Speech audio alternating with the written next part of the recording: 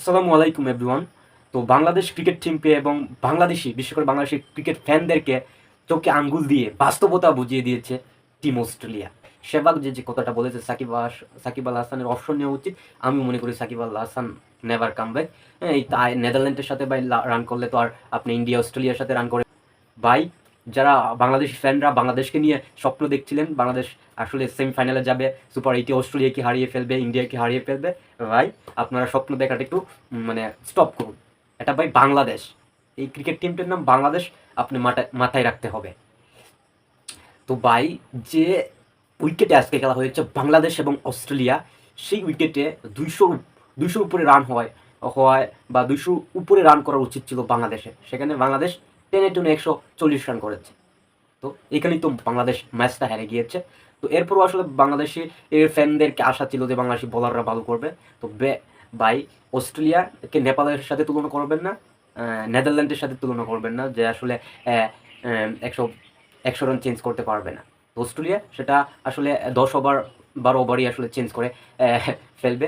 তো আজকে যাই হোক, যদিও বৃষ্টি না হতো তাহলে এমনি তো অস্ট্রেলিয়া 15 ওভারের ভিতরে আসলে আমি যেটা মনে করি উইন হয়ে যেত। তো বাংলাদেশকে আসলে 20 রানে 28 রানে অস্ট্রেলিয়া হারিয়েছে। তো বিশেষ করে বাংলাদেশের ব্যাটারদেরকে এমনভাবে বাংলাদেশের ব্যাটারদেরই আমি এখানে বাংলাদেশের হারার অন্যতম রিজন বা টার্নিং পয়েন্ট, বাংলাদেশের ব্যাটাররা ভালো করতে পারেনি। বরাবর টপ অর্ডাররা তারা একের পর মানে প্রত্যেকটা ম্যাচই, ওয়ার্ল্ড কাপের একটা ম্যাচও আসলে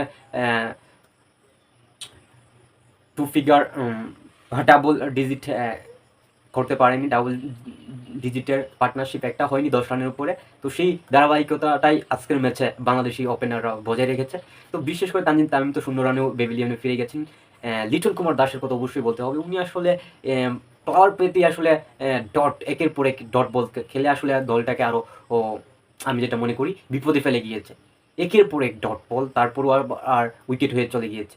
তো এতেই বাংলাদেশের আসলে বড় স্কোর করতে না পারার অন্যতম বিষয় লিটন কুমার দাসের ব্যাটিং, স্লো ব্যাটিং, এবং শান্ত রান পেয়েছে আজকে, বাট তার উচিত ছিল আর একটু, যেহেতু নক পেয়েছিল, আসলে ভালো একটা স্কোর করা। বা বিশেষ করে বাংলাদেশের ব্যাটারদের যদি আপনি দেখেন অস্ট্রেলিয়ার এগেনস্টে ব্যাট করতে পাই, মানে আমার এমন মনে হয়েছে যে তারা বয়ে খেলেছে। তো বাংলাদেশি ব্যাটাররা এই যে অবস্থা, এদেরকে আসলে মানে ক্রিকেট খেলা ছেড়ে এরা আসলে দিনমজুরের কাজ করা উচিত, আমি যেটা মনে করি। আর সাকিব আল হাসানের পারফরমেন্স কি বলবেন? আসলে সেবাগ যে কথাটা বলেছে সাকিব আল হাসানের অপশন নেওয়া উচিত। আমি মনে করি Shakib Al Hasan never come back. এই তাই নেদারল্যান্ডের সাথে রান করলে তো আর আপনি ইন্ডিয়া অস্ট্রেলিয়ার সাথে রান করে ফেলবেন এমনটা কথা না। সাকিবের 10টা বল যে খেলেছে আপনি যদি দেখে থাকেন, মানে একেবারেই বাজে ব্যাটিং যেটাকে বলে। তো আমি যেটা মনে করি সাকিব নেভার কাম ব্যাক, এবং বাংলাদেশের বিশেষ করে টপ অর্ডার ব্যাটারদেরকে আরও দায়িত্ব নিতে হবে।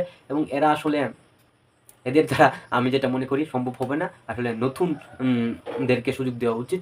এই লিটন, সৌম্য, শান্ত এদেরকে আসলে কন্টিনিউটো করা বাংলাদেশের ক্রিকেট টিমের জন্য বোঝা, আমি যেটা মনে করি। এবং আপনার বিশেষ করে বাংলাদেশের যে ব্যাটারটা রয়েছে তাদের মধ্যে তাওহিদ হৃদয় এবং মাহমুদুল্লাহ ছাড়া আর কাউকে আমি টি-20 স্বরূপ ব্যাটিং করতে আসলে দেখি না।